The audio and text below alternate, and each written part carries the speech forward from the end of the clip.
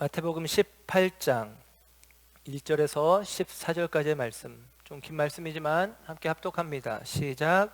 그때 제자들이 예수께 나와 이르되 천국에서는 누가 크니이까? 예수께서 한 어린아이를 불러 그들 가운데 세우시고 이르시되 진실로 너희에게 이르노니 너희가 돌이켜 어린아이들과 같이 되지 아니하면 결단코 천국에 들어가지 못하리라. 그러므로 누구든지 이 어린아이와 같이 자기를 낮추는 사람이 천국에서 큰 자니라. 또 누구든지 내 이름으로 이런 어린아이 하나를 영접하면 곧 나를 영접함이니, 누구든지 나를 믿는 이 작은 자 중 하나를 실족하게 하면 차라리 연자 맷돌이 그 목에 달려서 깊은 바다에 빠뜨려지는 것이 나으리라. 실족하게 하는 일들이 있음으로 말미암아 세상에 화가 있도다. 실족하게 하는 일이 없을 수는 없으나 실족하게 하는 그 사람에게는 화가 있도다. 만일 내 손이나 내 발이 너를 범죄하게 하거든 찍어 내버리라. 장애인이나 다리 저는 자로 영생에 들어가는 것이 두 손과 두 발을 가지고 영원한 불에 던져지는 것보다 나으니라. 만일 내 눈이 너를 범죄하게 하거든 빼어 내버리라. 한 눈으로 영생에 들어가는 것이 두 눈을 가지고 지옥불에 던져지는 것보다 나으니라. 삼가 이 작은 자 중에 하나도 업신여기지 말라. 너희에게 말하노니 그들의 천사들이 하늘에서 하늘에 계신 내 아버지의 얼굴을 항상 배옵느니라. 너희 생각에는 어떠하냐? 만일 어떤 사람이 양 100마리가 있는데 그 중에 하나가 길을 잃었으면 그 99마리를 산에 두고 가서 길 잃은 양을 찾지 않겠느냐? 진실로 너희에게 이르노니 만일 찾으면 길을 잃지 아니한 99마리보다 이것을 더 기뻐하리라. 이와 같이 이 작은 자 중에 하나라도 잃는 것은 하늘에 계신 너희 아버지의 뜻이 아니니라. 아멘. 아멘. 자리에 앉으십니다. 오늘도 주님의 은혜와 은총이 저와 여러분 가운데 함께하는 줄 믿습니다. 오늘 마태복음 44번째 시간 어린아이처럼 이라는 제목으로 말씀을 전합니다. 오늘 말씀의 시작은 그때에 라는 말로 시작이 되어집니다. 그때에, 그때는 언제냐? 예수님이 가버나움에 들어오셨을 때입니다. 그때는 마태복음 17장의 내용을 받아오는데요, 변화산상의 사건의 기록이 있고, 그리고 그 변화산상에서 예수님이 영광된 모습으로 변모된 이후에 산 아래에 내려오셨을 때 귀신 들린 한 아이를 예수님께서 고쳐주시는 장면, 그 장면 뒤에 예수님은 이상한 말씀을 하십니다. 내가 예루살렘에 가서 죽어야 하겠다. 내가 죽고 사흘 만에 살아나리라. 이른바 예수님의 순환 예고, 두 번째 순환 예고의 말씀이 기록되어 있습니다. 오늘 성경과 병행이 되어지는 마가복음 9장과 누가복음 9장에서는 성전세를 내는 이야기, 우리가 지난주에 살펴본 이야기가 기록되진 않았어요. 그러나 그 이야기 뒤에 바로 이 이야기가 덧붙여지면서 가버나움에 와서 되어진 일로 기록을 해주고 있습니다.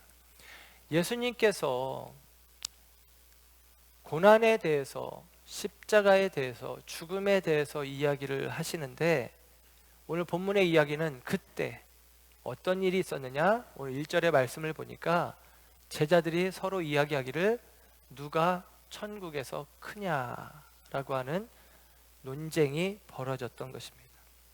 누가 천국에서 크냐? 마가복음에 보면 논쟁이 있었던 것 같아요. 그리고 그 이야기가 있지 않을 때에 예수님께서 이야기를 하십니다. 오늘 본문 속에서는 예수님께 물어본 것으로 기록이 되어 있는데, 자기들끼리 생각을 했겠죠. 누가 천국에서 크냐? 어떤 사람이 천국에서 인정받는 사람이겠느냐? 영향력 있는 사람이겠느냐라고 생각을 했던 것입니다. 오늘과 본문과 비슷한 이야기가 마태복음 20장에 가면 세베대의 두 아들의 어머니, 곧 세베대의 아내 이 야고보와 요한의 어머니가 예수님께 와서 청탁을 합니다. 친척 관계거든요.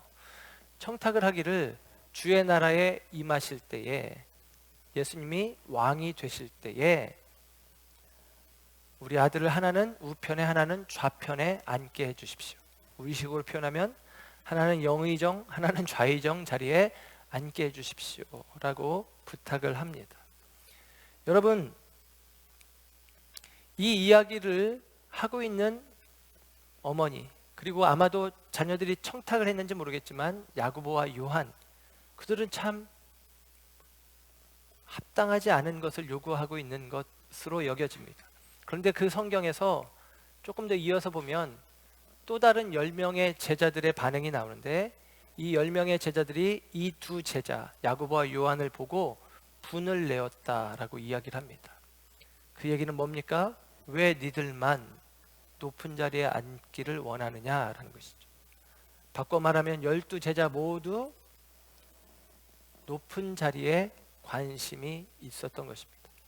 예수님은 십자가를 말하고 있는데 제자들은 누가 높으냐, 누가 크냐에 관심이 있는 것이죠. 여러분, 이것이 12제자들만의 궁금함과 그리고 그들의 마음에 있는 원함이겠습니까? 저와 여러분은 그렇지 않습니까? 우리도 궁금해합니다. 누가 천국에서 큰 사람일까? 그래서 우리는 나름대로 생각을 하죠. 열심을 내는 사람이 천국에서 큰 사람일 것이다. 열심히 기도하고 열심히 예배하고 열심히 전도하고 열심히 봉사하고 열심히 헌신하고, 열심히 특심인 사람이 베드로인데 예를 들면 베드로가 천국에서 가장 큰 자리에 있을까 짐작해 볼 수 있습니다. 마가복음에는 우리 무리에 들지 않은 사람이라고 표현하면서 예수님을 가까이 하는 것을 상징적으로 표현하는 요한이 등장합니다. 요한은 그 이름의 뜻 자체가 주께서 사랑하시는 자라는 뜻이에요. 주께 가까이 하면, 주님과 친근하면, 주님의 측근으로 지내면 나중에 천국에서도 큰 자가 되어질까라는 생각을 해볼 수 있습니다. 농담입니다. 농담입니다. 우리 교회에서는 제가 대장이잖아요. 그래서 예를 들면 담임 목사와 친하면, 담임 목사와 가까우면 나중에 우리가 원하는 바 높은 자리, 그게 좀 우스운 얘기로 직분이라고 한다면 그것을 얻을 수 있을까 하는 생각을 갖는 분도 있을 수 있습니다. 아니요, 있기도 하죠. 아니, 그것을 자랑하는 분들도 있기도 합니다. 주께 가까이 있으면 될까라는 생각을 하기도 합니다. 또 어떤 분들은 이렇게 생각할 수 있습니다. 내가 품격 있게 신앙생활하면, 예를 들면 이런 것이죠. 내가 격이, 명품의 격을 가지고 있는 것이죠. 이른바 스펙이 좋은 것입니다. 내가 능력이 있는 사람이 되어지면, 부자가 되어지면, 명예가 있는 사람이 되어지면, 지위가 높은 사람이 되어지면, 그러면 교회에서 나를 인정해 주겠지, 하나님도 나를 인정해 주겠지, 우리의 스펙을 가지고 생각해 볼 수도 있습니다. 어떤 모양이 되었든지 간에 우리 안에는 천국에서 누가 크냐에 관심이 있어요. 그리고 그 큰 것을 향해서 우리가 나아가길 원하는 마음들이 있습니다. 천국의 상급에 대해서 우리가 논하는 것도 같은 이유일 것입니다. 물론 상급이 있습니다. 성경에 분명히 약속했기 때문에 저는 믿습니다. 그리고 그 상급을 위해서 여러분들이 헌신하시고 달려가시길 주님의 이름으로 축복합니다. 그런데 우리의 관심이 그 높아짐에 있을 때 우리는 엉뚱한 생각들을 하기 시작합니다. 그리고 그 높아짐의 방식에 대해서 우리는 예수님과 동떨어진, 마치도 누군가를 딛고 일어서야, 밟고 올라서야 되는 것으로 생각하기도 한다라는 것입니다.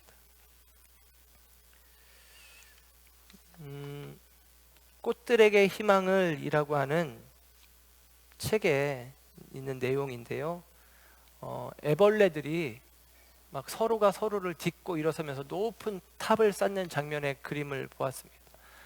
그러면서 올라가는데 애벌레들이 서로에게 묻습니다. 저기 왜 올라가는 거야? 저 위에 뭐가 있는 거야? 글쎄 잘 몰라. 다른 애들이 다 올라가니까 올라가야 되는 것 같아. 그러면서 막 올라가는 상황 속에서 애벌레 하나가 다른 생각을 품습니다. 왜 올라가는지도 모르고 올라갈 필요가 있겠나 하고선 따로 내려와 가지고, 왜냐하면 어차피 올라가도 어떤 애가 또 다른 애가 딛고 올라가고 또 다른 애가 딛고 올라가서 우리를 끌어내릴 것이 분명하기에 그냥 따로 한적한 곳으로 가서 꼬치가 되어집니다. 번데기가 되어집니다. 그리고 나서 그는 나비가 되어서 그 애벌레의 탑 위를 날아갔다. 그렇게 이제 그림이 표현을 합니다. 예를 들면 우리가 진짜 높아지는 것에 관심이 있지만 진짜 높아지는 것의 방법을 모를 수 있어요. 물론 여기서 높아집시다라고 이야기하는 것이 아니라, 주님은 정말로 생각을 바꿔서 우리가 천국에서 누가 큰 자냐에 대한 변론 가운데 예수님께서는 하시는 말씀이 오히려 낮은 자가, 섬기는 자가 천국에서 크다라고 이야기를 하고 있는 것입니다. 그러면서 오늘 본문 속에서는 예수님께서 한 예를 드는데 어린아이를 예를 들어서 설명을 하고 있는 거예요. 1절에 누가 천국에서 큽니까? 라는 질문 앞에 예수님은 어린아이 하나를 가운데 세웁니다. 그 어린아이를 모두가 바라보게 하시면서 이렇게 이야기를 해요. 3절, 진실로 너희에게 이르노니 너희가 돌이켜 어린아이들과 같이 되지 않으면 결단코 절대로 천국에 들어갈 수 없다. 너희가 어린아이와 같이 되지 않으면 천국에 들어갈 수 없다라고 이야기를 합니다. 여러분, 어린아이와 같아야 천국에 들어간다라고 이야기합니다. 여러분, 이 이야기가 무슨 이야기일까요? 우리는 어린아이가, 그러면 어린아이 같다는 것이 무엇일까 생각을 해봅니다. 특별히 이 본문의 이야기는 어린이 주일에 제가 설교를 하는 본문입니다. 예수님이 어린아이를 더 중요한 자리에 세우고 귀하게 여기셨다. 어린아이를 영접하는 것이 중요하다. 이런 이야기를 하시는데, 어린아이와 같다라고 하는 것이 무엇이냐? 어린아이 같으면 정말 천국에 가는 것이냐? 여러분, 어린아이가 어떻습니까? 바울이 이런 이야기를 해요. 고린도전서 13장 11절에 내가 어렸을 때에는 말하는 것이 어린아이와 같고 깨닫는 것이 어린아이와 같고 생각하는 것이 어린아이와 같다가 장성한 사람이 되어서는 어린아이의 일을 버렸노라. 그럽니다. 나 어린이의 일을 버렸어. 어린이처럼 말하고 어린이처럼 깨닫고 어린이처럼 생각했는데 나는 이제 성숙해졌기 때문에 어린아이의 일은 버렸다라고 이야기를 합니다. 어린아이가 좋다는 거예요? 안 좋다는 거예요? 안 좋다는 거예요. 어린아이 같다라는 말이 영어로 번역되어질 때는 두 가지 단어로 번역되는데 childish 혹은 childlike 이렇게 번역됩니다. childish는 우리식으로 표현하면 유치하다라는 거예요. 애들 하는 짓 보면 유치하잖아요. 유치하다 그런 의미고, childlike는 순진하다, 순전하다 그런 뜻이에요. 예수님께서 말씀하시는 어린아이와 같다는 의미는 순전하다라는 의미에 가까울 것입니다. 그러나 여러분, 어린아이와 같이 된다라는 것이 정말 순전한 것을 이야기하느냐? 어린아이들은 순전하냐? 어린아이들은 순진하고 정직하고 예를 들면 겸손하냐? 어린아이처럼 낮추는 자, 어린아이처럼 낮추는 자. 오늘 4절은 이어서 그래서 이렇게 이야기하거든요. 어린아이와 같이 자기를 낮추는 사람이 천국에서 크다라고 이야기를 해요. 어린아이들이 자기를 낮추느냐? 실제 여러분 주변에 있는 우리 아이들을 지켜보세요. 자기를 낮추는 아이가 있습니까? 아닙니다. 그 아이들은 다 자기를 귀하게 여기고 높이고 중요하게 생각합니다. 내가 제일 중요해. 이게 아이들의 생각이에요. 아이들이 모여서 자기 아빠를 자랑하기 시작합니다. 영수가 우리 아빠는 유명한 과학자야. 그랬더니 동수가 우리 아빠는 회사 사장님이야. 돈 많이 벌어. 그랬더니 한 아이가 우리 아빠는 유명한 대학의 교수님이야. 엄청 똑똑해. 그랬습니다. 그랬더니 철수가 이렇게 이야기를 합니다. 그래? 우리 아빠는 청와대 안에 있는 모든 사람을 벌벌 떨게 만들 수 있는 분이야. 그랬더니 아이들이 그러면 대통령이야? 라고 했더니 우리 아빠는 청와대 보일러실에서 일해. 이렇게 이야기를 하더랍니다. 우리 아빠가 보일러 안 틀면 다 얼어 죽어. 우리 아빠가 최고야. 아이들의 마음은 지고 싶지 않은 거예요. 낮아지고 싶지 않습니다. 미국식의 유머는 이런 게 있더라고요. 뻥도 이런 뻥이 없는데, 우리 아빠는 엄청 빨라. 화살을 쏘고 화살이 관역에 도착하기 전에 먼저 도착해 계셔. 옆에 있던 아이가 질세라. 우리 아빠는 더 빨라. 우리 아빠는 총을 쏘고 총알이 도착하기 전에 거기 가서 계셔. 그랬더니 한 아이가 이렇게 이야기합니다. 우리 아빠가 제일 빨라. 우리 아빠는 공무원인데 5시에 퇴근했는데 4시면 집에 와 계셔. 라고 이야기를 하는 것입니다. 지고 싶지 않아. 우리가 제일 빨라라는 것이죠. 여러분, 어린아이가 순전합니까? 어린아이가 겸손합니까? 노아의 홍수 사건을 다루고 있는 창세기 6장부터의 말씀을 보면 6장에는 세상 가운데 모든 사람들이 죄가 가득하였다라고 이야기를 해요. 그리고 그 이야기가 노아의 홍수 이후에 무지개 언약으로 내가 다시는 이 저주받은 땅을 심판하지 않겠다, 물로는 심판하지 않겠다라고 하나님께서 말씀하시면서 창세기 8장 21절에 이렇게 말씀이 기록이 됩니다. 여호와께서 그 향기를 받으시고 그 중심에 이르시되 내가 다시는 사람으로 말미암아 땅을 저주하지 아니하리니 이는 사람의 마음이 계획하는 바가 어려서부터 악함이라 기록합니다. 사람의 마음에 계획하는 바가 어려서부터 악하다. 여러분, 아이들은 악합니다. 어떤 분은 궁금해하셔요. 성선설이냐 성악설이냐, 사람은 원래 선하냐 원래 악하냐. 기독교에서는 말합니다. 죄인이다, 악하다라고 이야기합니다. 악하니까 지 배고프다고 엄마 젖꼭지를 물어 뜯죠. 아이들이 엄마를 배려하지 않습니다. 아이들은 악합니다. 아이들은 절대로 겸손하지 않습니다. 그런데 예수님께서 이 어린아이와 같지 않으면 결단코 천국에 들어갈 수 없다라고 이야기를 합니다. 여기서 어린아이와 같다는 의미를 4절에서 자기를 낮춘다라는 의미로 이야기를 해 주었어요. 그래서 겸손이라고 많은 사람들이 생각하고 겸손이라고 성경들은 기록을 해주고 번역을 해 주었습니다. 웬만한 영어 성경에는 다 humbles himself, 그 자신을 겸손하게 낮추는 것으로 표현을 합니다. 그런데 그것은 원어적인 의미를 잘 살리지 못한 번역이에요. 이 낮춘다라는 의미는 스스로 낮아지는 겸손을 뜻하기보다는 히브리적인 용어로는 쇼팔이라는 말인데 이것은 위에서 내리 누른다라는 말이에요. 예를 들면 우리 고병서 목사님 둘째 아이 하민이가 인사를 잘 안 하면, 저에게 인사를 잘 안 하면 고 목사님이 야 임마 눈치가 있어야지, 이분이 우리 교회 대장님이셔 하면서 예를 들면 하민이 머리를 위에서부터 짓눌러 목사님께 인사해, 이것입니다.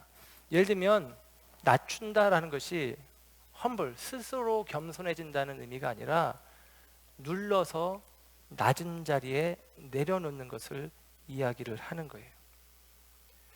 그래서 최근에 나온 NIV역 영어 성경에는 이 자신을 낮춘다라는 표현을 takes the lowly position, 낮은 위치에 자리한다 라고 이제 표현을 해 주었어요. 낮은 위치에 놓여진 사람이 천국에 갈 수 있다는 것입니다.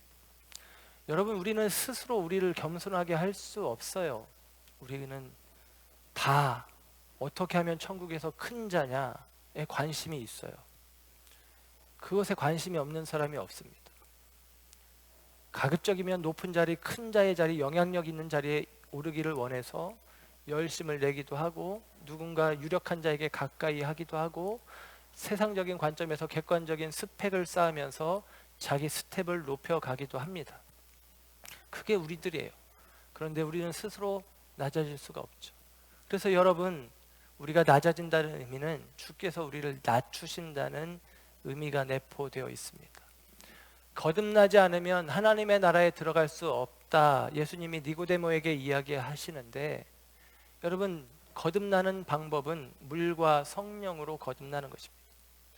내가 스스로 거듭나는 게 아니라 물과 성령으로, 특별히 성령의 능력이 저와 여러분을 누를 때에 그 능력에 저와 여러분의 생각과 중심이 압도되어질 때에 저와 여러분은 비로소 거듭난 마음이 되어지는 것입니다. 오늘 본문 3절에 그래서 이렇게 이야기했어요. 돌이켜 어린아이와 같이 되지 아니하면입니다. 저와 여러분은 높음을 향해서 우리의 마음이 있고 시선이 있어요. 그것을 주님이 돌이켜 주시지 않으면, 이 돌이킨다는 말이 회개한다는 말로 나중에 바뀌어지는데, 우리가 우리의 시선을 돌이켜 낮음의 자리로 돌리지 않으면 결단코 천국에 들어갈 수 없다라고 이야기를 하고 있습니다. 유대 속담에 이런 말이 있어요. 큰 사람이 되고 싶은가? 그렇다면 작은 사람이 되지 말아야 한다. 자기 자신을 이기는 사람은 언젠가는 자기의 가장 심각한 적도 이길 수 있다. 그럽니다. 여러분, 큰 사람이 되고 싶으면 작은 사람이 되어지면 안 됩니다. 근데 큰 사람은 누구냐? 자기를 이기는 사람이에요. 물론 우리는 우리 스스로를 이길 수 없습니다. 높아지고자 하는 마음, 인정받고자 하는 마음, 대접받고자 하는 마음, 이 마음을 우리 스스로 제하기는 힘들어요. 그러나 여러분, 우리가 겸손하다는 의미는 내 스스로 겸손해지는 것이 아니라 겸손하게 주님을 구하는 것입니다. 겸손하게 주님의 도우심을 요청하는 것입니다. 주님, 나의 교만을 꺾어주십시오. 주님, 나의 높아지고자 하는 이 시선을 주님 거두어 주십시오. 이 마음으로 주님 앞에 나아갈 때에 저와 여러분이 그리스도 안에서 정말로 우리 자신의 그릇된 욕구를 넘어서서 우리 자신을 이겨서는 주님 앞에 작은 자가 아닌 주님 앞에 큰 자가 되어질 수 있겠다라는 사실입니다. 이 믿음으로 서시기를 주님의 이름으로 축원합니다. 어린아이와 같이 되지 않으면 안 된다라는 예수님의 말씀은 이제 새로운 전환을 맞이해서 새로운 이야기로 우리에게 요구됩니다. 우리에게 어린아이와 같아라 라고 요구하는 게 아니라, 이 본문의 전체적인 메시지의 핵심은 어린아이와 같은 자를 영접하라 라는 것입니다. 그래서 마가복음에는 너희들이 겸손해져야 된다, 섬기는 자가 돼야 된다 라고 말씀하신 다음에 어린아이를 샘플로 내어 놓으시고 그 다음에 너희들이 이 아이를 영접해야 된다라고 이야기를 하세요. 그러니까 마가복음이 정확하게 이야기하는데 마태복음은 조금 오해할 만한 요소가 있기도 합니다. 중요한 것은 이 어린아이가 샘플이 되어져서 이 어린아이를 영접해야 된다라고 이야기를 하는 거예요. 그리고 그 이야기는, 이 어린아이를 영접하라라는 이야기는 이제 6절에 가서는 이 어린아이가 이 작은 자 중에 하나로 바뀌어집니다.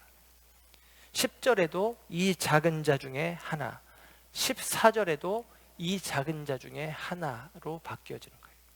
어린아이를 잘 대해줘라. 물론 어린이주일에는 어린아이를 잘 대해주십시오 라고 제가 설교할 건데, 예를 들면 어린아이를 잘 대해줘라가 이 전체적인 예수님의 말씀의 의미가 아니라 작은 자 중에 하나, 우리 가운데 있는 어떤 모습이 되었든 자기 영향력이 전혀 없는 작은 자 중에 하나를 잘 영접해 주는 것, 섬기는 것이 너희들이 하나님 나라에서 큰 자로 인정받는 것이다 라고 이야기를 하는 것입니다. 여러분, 예수님이 지금 샘플로 세워놓은 이 어린아이는 우리가 보기에 순진무구한 사랑스러운 어린아이의 느낌이 아닙니다. 2000년 전 어린아이는 마치도 물건처럼 취급되기도 했어요. 성경에도 사람의 표현이 아니라 아우츠스라고 하는 그것, 이츠라고 하는 표현으로 쓸만한 용어로 이 아이를 표현하기도 합니다. 어린아이는 숫자에 들어가지도 않았잖아요. 오병이어를 먹은 사람들 가운데 어린아이는 제외되어집니다. 지난주에 살펴봤던 성전세, 이 성전세를 내는 사람이 하나님의 성전에 합당한, 성전에 들어갈 만한 사람으로 인정되어지는데, 어린아이들은 성전세를 내지도 않습니다. 20세 이상의 남자만 내는 것이죠. 그래서 이 어린아이가 상징하는 것은 지극히 작은 자 중에 하나로 연결되어지면서 그 대상이 구약 성경에는 과부와 고아와 나그네, 고아와 과부와 나그네였어요. 아버지가 없이는 지낼 수 없는 아이, 남편이 없이는 지낼 수 없는 여인, 이것입니다. 여자와 아이는 숫자에서도 뺄 정도로 그들은 전적으로 의존되어야만 하는 존재. 그들은 가치 없는, 쓸모 없는, 영향력 없는 존재로 여겨지는 자들이었다라는 것입니다. 그런데 예수님은 그 어린아이를 샘플 삼아 그들이 너희에게 있다, 그들을 영접하는 것이, 그들을 섬기는 것이, 그들을 위해서 그들과 더불어 낮아지는 것이 하나님 나라에서 큰 사람이 되어지는 비결이다라고 이야기를 해주고 있는 것입니다. 플란다스의 개, 미래소년 코난, 하울의 움직이는 성, 이웃집 토토로, 웬만한 분들은 다 아시는 이 만화 애니메이션의 감독은 미야자키 하야오라고 하는 감독입니다. 이 미야자키 하야오가 이제 거의 90세가 다 돼가는 걸로 알고 있는데, 80세가 돼가나? 아무튼 이 사람이 우리나라에게는 되게 좋은 사람인 것 같아요. 아베에 대해서 비판을 했답니다. 헌법 바꾸지 마라, 위안부 사죄해라. 의식 있는 사람이죠. 예. 그의 애니메이션을 보면 참 감동이 있는데요. 이 미야자키 하야오가 원래는 정치 경제학을 전공한 사람인데, 그가 이제 만화를 그리고 만화를 이제 만드는 사람이 되었잖아요. 그래서 사람들이 질문을 했습니다. 어떻게 정치 경제, 곧 뭔가 자기가 세상을 바꾸는 어떤 큰 그릇이 되길 원했던 꿈이 있었던 것 같은데 어떻게 만화를 그리는 사람이 되었느냐라고 물었을 때 그가 이렇게 대답을 합니다. 어린이 문학은 어린이들에게 태어나길 정말 잘했다라고 응원을 보내는 것입니다. 저는 어린이 문학 같은 어른이 되고 싶습니다. 이렇게 이야기를 합니다. 어린이 문학은 야, 내가 태어나길 잘했다 라고 느끼게 해준다라는 것이죠. 그래서 나는 어린이 문학 같은 어른이 되길 원합니다. 이렇게 얘기하는 것입니다. 여러분, 이것을 오늘 본문의 말씀으로 적용해서 우리 가운데 적용한다면 이런 것입니다.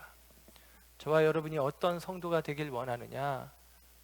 우리는 낮은 자들이 내가 비전교회 오길 잘했다, 비전교회는 내가 와도 충분히 행복하고 충분히 좋구나 라는 느낌을 받을 수 있는 그런 공간을 만들어내는, 그런 마음의 공간을 만들어내는 마음이 우리 가운데 필요하다라는 것이죠. 오늘 예수님은 말씀하세요. 이 어린아이와 같은 자 하나를 영접하는 것이 나를 영접하는 것이다. 이 어린아이를 영접하는 것이 나를 영접하는 것이다 라고 이야기를 합니다. 곧 이 작은 자 중에 하나를 영접하는 것이 나를 영접하는 것이다 라고 이야기를 해줍니다. 여러분에게 이 말씀을 드리고 싶은데, 예를 들면 우리가 지금 보고 있는 마태복음 18장은 예수님이 마태복음 가운데 네 번째 강화의 말씀으로, 설교로 하신 말씀이에요. 기억하실지 모르겠지만 다시 복습하는 차원에서 말씀을 드리면, 마태복음은 마치 또 책의 구조와 같이, 마태복음 자체가 편지면서 책이니까 프롤로그가 있고 그 다음에 1부, 2부, 3부, 4부, 5부 5개의 내용이 있고 에필로그가 있어요. 이게 책을 구성하는 요소라고 한다면, 마태복음 1장, 2장은 예를 들면 프롤로그, 예수님의 배경에 대해서, 그 다음에 3장부터 예수님이 공생애를 시작하시고 그리고 제자들을 픽업하셔서 5장부터 7장까지는 산상순을 통해서 하나님 나라 복음이 어떤 것인지, 예수님이 공생애, 무엇을 가지고 공생애를 시작하시는지를 이야기를 해주십니다. 그리고 8장과 9장에서는 10개의 기적, 그 10개의 기적 사건은 하나님 나라의 성취의 예표, 증표, 표징이라고 말씀을 드렸습니다. 그래서 하나님 나라가 예수님의 기적 행위를 통해서 선포되어집니다. 그리고 예수님의 기적 행위를 통해서 선포되어진 이후에 10장에, 마태복음 10장에 가면 예수님이 제자들에게 제자도에 관해서 설명하세요. 그들이 이제 하나님 나라를 선포해야 되는 대상들이죠. 그리고 11장, 12장에 가면 하나님 나라에 대한 반대자들, 복음에 대한 반대자들이 등장합니다. 예수님에 대해서, 예수님이 하시는 일들에 대해서 딴지를 걸고 반대하는 자들이 나와요. 그 다음에 13장에 가서 우리가 아는 천국 비유의 이야기가 나옵니다. 그게 세 번째 설교예요. 천국 천국에 관한 설교, 천국 비유의 설교를 통해서 한마디로 이것입니다. 좋은 씨가 있고 나쁜 씨가 있는 거예요. 좋은 씨를 뿌리는 자가 있고 나쁜 씨를 뿌리는 자가 있습니다. 그래서 너희들이 선택하라라는 것입니다. 그 선택을 따라 마지막 때에 둘로 나누어지는 것입니다. 그래서 하나님 나라 복음을 전하는 자가 있고 복음을 막아서는 자가 있는데, 하나님 나라는 반드시 온다. 너희들의 선택을 따라, 너희들의 믿음의 결단을 따라 결정되어진다라는 얘기입니다. 그리고 나서 이제 14장부터 17장까지 이야기 속에서는 예수님이 남은 이 공생의 과정 속에서 예수님의 일들과 그리고 반대자들의 일들이 막 섞여서 등장을 합니다. 그러면서 오늘 본문 다음에 19장에 가면 어떤 이야기가 나오냐면 예수님께서 유대 땅으로 내려가신다는 이야기가 처음 등장해요. 유대 땅으로 내려가신다는 얘기는 북쪽 갈릴리에서 사역하시던 예수님이, 주 활동 무대로 북쪽에서 사역하시던 예수님이 남쪽 유대 땅으로 내려가시는 것입니다. 그 유대 땅에는 예루살렘이 있고, 그 예루살렘에 가시면 예수님이 순환 예고하셨던 것처럼 예루살렘에서 이제 십자가에 못 박혀 죽습니다. 일반적으로 예수님께서 유대 땅에, 예루살렘에 3번 정도 내려가신 것이 성경에 기록됩니다. 유월절을 지키기 위해서. 그래서 예수님이 공생애를 3년 정도 하셨구나, 예수님이 복음 전하는 일을 3년 정도 하셨구나 라고 우리가 짐작을 하는 거예요. 그 3번째 내려가는 장면이 19장에 기록되어 있고, 19장 이후에는 예루살렘에서 되어지는 일들에 대해서 기록하고, 예수님이 이제 25장, 26장의 마지막 때에 대해서 5번째 강화, 설교 말씀을 하신 이후에 십자가에 달려 죽으시는 이야기가 에필로그로 기록이 되어져 있습니다. 그래서 오늘 본문의 이야기는 진리와 비진리가 섞여 있는 그 속에서 그리스도의 복음을 받아들인 교회 공동체, 곧 저와 여러분이 어떠한 생각과 어떠한 마음가짐으로 주님의 몸된 교회를 일구어 가야 되는지를 이 교회에 관해서 18장을 통해서 선언해주고 설명해주고 그리고 말씀해주고 있는 내용이 본문의 내용입니다. 그래서 여러분, 이 본문 속에서 우리는 작은 의미들이 아니라 이 본문 전체적인 의미 속에서 예수님이 하시고자 하셨던 말씀의 의미를 찾길 원하는데, 그것은 무엇이냐? 우리 비전 공동체가, 비전 교회가 주님이 원하시는 그 교회됨의 모습을 갖기 위해서는 저와 여러분이 작은 자들이 머물 수 있는 공간을 제공하는 교회가 되어야 한다라는 사실입니다. 예수님은 말씀하셨어요. 작은 자를 영접하는 것이 나를 영접하는 것이다. 예수님은 자기 자신이 영접되기를 왕처럼 나를 영접해라, 귀족처럼 나를 영접해라, 나를 귀한 손님처럼 나를 맞이해라, 이런 이야기를 하시지 않습니다. 오히려 너희들이 너희들의 삶의 주변에 있는 작은 자를 영접하는 것이 곧 나를 영접하는 거야 라고 이야기를 해주고 있습니다. 저는 능력 있는 대통령보다, 능력 있는 왕보다 어진 왕이 좋습니다. 능력도 필요하죠. 좀 잘 먹고 잘 살게 하는 사람들이 있었으면 좋겠다는 생각을 많이들 합니다. 그러나 여러분, 어질다는 것은 이런 거 아니겠습니까? 남의 나라 지도자에게 고개 숙이고 자기 백성에게는 고개를 치켜들고 눈을 내리깔고 무시하며 바라보는 지도자가 아니라, 남의 나라 지도자에게는 고개를 들고 자기 백성을 위해서는 고개를 숙일 수 있는 사람이 어진 사람일 것입니다. 예수님은 권력이 있는 왕 앞에서, 총독 앞에서, 대제사장 앞에서 그 몸을 뻣뻣하게 하신 분입니다.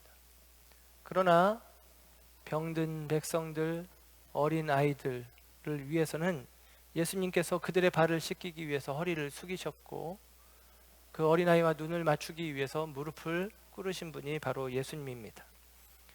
여러분, 저와 여러분이 작은 자를 영접한다는 것은 그런 의미일 것입니다. 우리는 우리의 믿음의 분량을 인정받고 그 믿음의 크기를 따라 천국에서도 큰 자로 인정받길 원하는데, 주님은 이 작은 자에게 한 것이 내게 한 것이다 라고 말씀하시며 이야기하십니다. 여러분, 우리가 하나님 앞에 어떤 예배를 드릴 것입니까? 우리가 드려야 되는 예배가 무엇입니까? 우리의 삶의 예배가 되어야 하고, 삶 속에서 작은 자를 품어 안는 마음의 공간을 만들어가는 것이 저와 여러분이 예배자의 마음을 품는 것일 것입니다.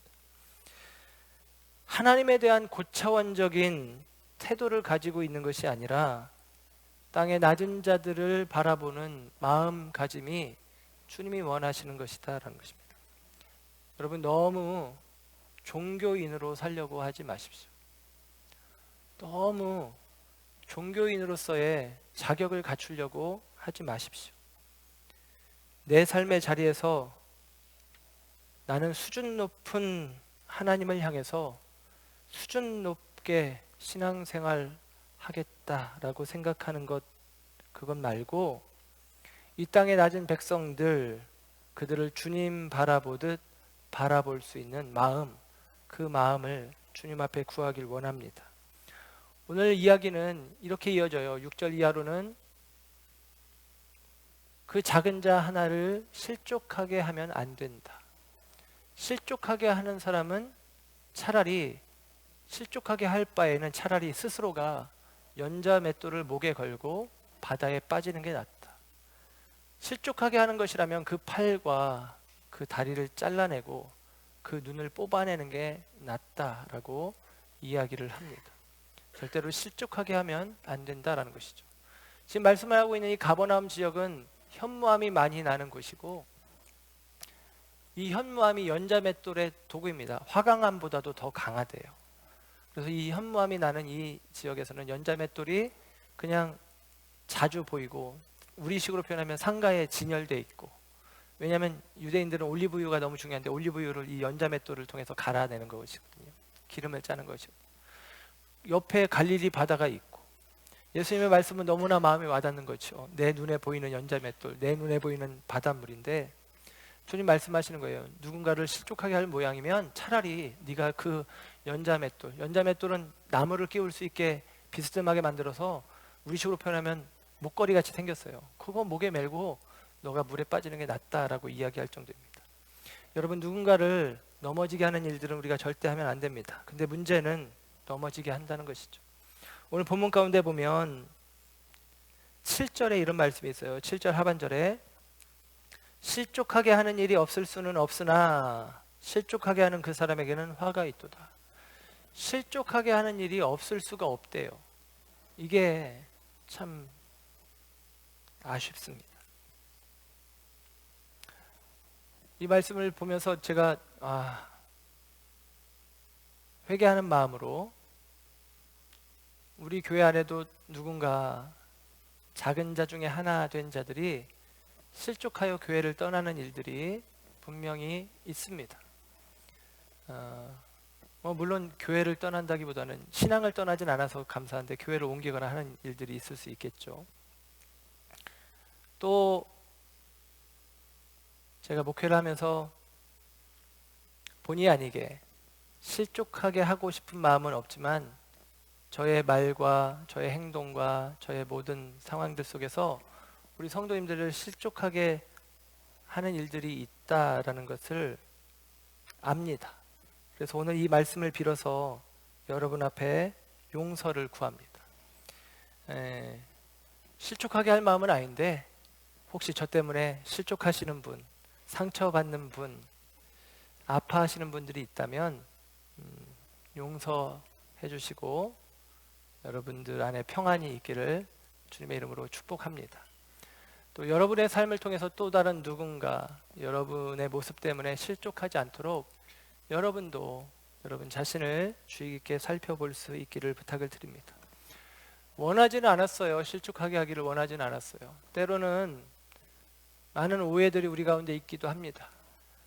그를 향한 넉넉한 기다림이 무관심으로 느껴지기도 하고, 또는 친밀함이라고 느꼈던 그것이 그 대상에게는 무례함으로 여겨지기도 합니다. 그 과정들 속에서 많은 사람들이 상처를 입기도 하죠. 여러분, 그러나 우리가 조금 더 우리 공동체를 따뜻하고 또 조심스러운 공동체로 만들어서 이 작은 자 하나가 넘어지는 일이 없도록 하였으면 좋겠습니다. 물론 이 실족하게 한다는 말이 이런 의미는 아니에요. 교회 떠날까봐 벌벌벌벌, 교회 안 나올까봐 눈치 보면서 벌벌벌벌 하는 것을 실족하지 않게 한다는 의미로 이해하면 안 됩니다. 여기서 이 실족한다, 실족하게 하면이라는 6절의 말씀이 8절과 9절에 가면 똑같은 스칸달리조라고 하는 단어인데 이 말이 번역이 바뀌어서 번역되었어요. 범죄하게 하면입니다. 여러분, 실족하게 한다는 얘기는 범죄하게 한다는 것입니다. 죄를 짓고 있는 성도를 보면서도 교회 떠날까 봐 벌벌벌벌 하면서 그 죄를 죄라고 말하지 않는 것이 실족하게 하지 않는 것이 아닙니다. 때로는 채근하고 때로는 책망도 해야 합니다. 중요한 것은 죄 가운데 빠지지 않도록 저와 여러분들이 그 죄의 가능성에 그 구덩이를 메워내고 죄로 인하여 걸러 넘어질 만한 장애물들을 치워내는 일들을 우리가 하는 것입니다. 이 교회 공동체 안에서는 하나님의 뜻을 향한 거룩한 몸부림들이 있어지도록 저와 여러분들이 함께 세워가는 것이 중요하다라는 사실입니다. 오늘 말씀에 이어서 나오는 것은 잃어버린 한 마리 양을 찾아서 99마리 양을 놓고 나가는 이야기입니다.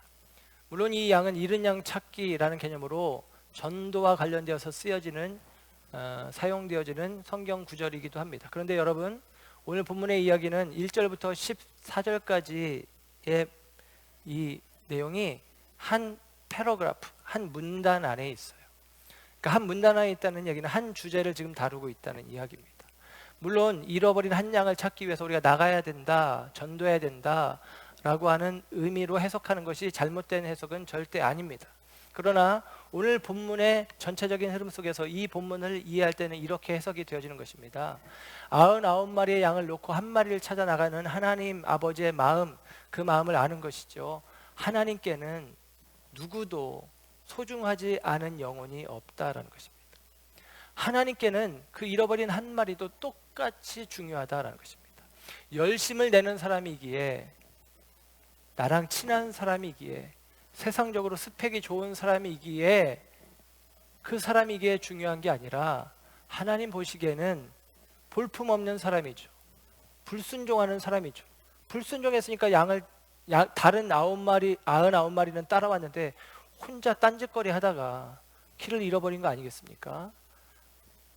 그런데 그 양이 내게는 똑같이 귀하다라고 이야기하는 것입니다. 여러분, 우리 가운데 어느 한 영혼이 귀하지 않은 사람이 없습니다. 이 마음을 저와 여러분들이 다시 한번 품어 안기를 주님의 이름으로 축원합니다. 오늘 말씀을 가름하기 위해서 여러분 기회가 된 성경을 한번 넘겨보십시오. 마태복음 21장, 마태복음 21장 12절에서 17절까지의 말씀. 예수님이 드디어 예루살렘에 가셨고 예루살렘 성전에 들어가시는데 성전에 장사치들이 있습니다. 예수님께서 그 성전의 장사치들을 몰아내시는 일들을 하십니다. 예수님은 이 성전의 장사치들을 몰아내는 일을 우리는 이른바 성전 정화 사건이라고 이야기합니다. 성전을 깨끗하게 하는 일입니다. 그런데 여러분, 이 성전을 깨끗하게 하시는 예수님이 오늘 본문 가운데 14절의 말씀을 보면 이렇게 이야기합니다. 맹인과 저는 자들이 성전에서 예수께 나오매 고쳐주셨다라고 이야기합니다. 여러분, 맹인과 저는 자, 곧 장애인과 어린이는 성전에 들어갈 수 없는 사람들입니다. 유대인들의 생각에서는 성전을 온전하게 거룩하게 하기 위해서는 순혈주의, 순수혈통의 사람들, 검증받은 사람들, 온전한 사람들만 성전에 들어가야 성전을 깨끗하게 한다라고 생각을 했습니다. 그래서 유대인들은 준비되어진 거룩한 사람들, 정결 예식을 지킨 사람들만 성전에 들어갈 수 있다고 생각했고, 몸이 불편한 사람들은 성전에 들어가는 것을 허락하지 않았어요.